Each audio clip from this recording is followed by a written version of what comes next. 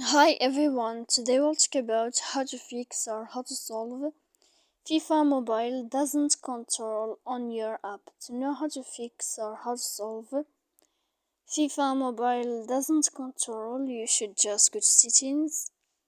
Here in this page we click on apps, default apps, app settings.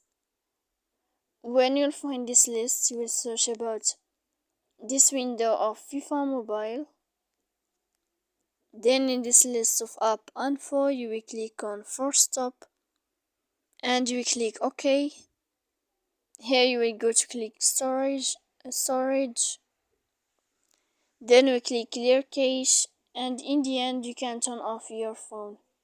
So please don't forget to support us by like and subscribe. See you next time in another video, and thank you for your attention and your watching.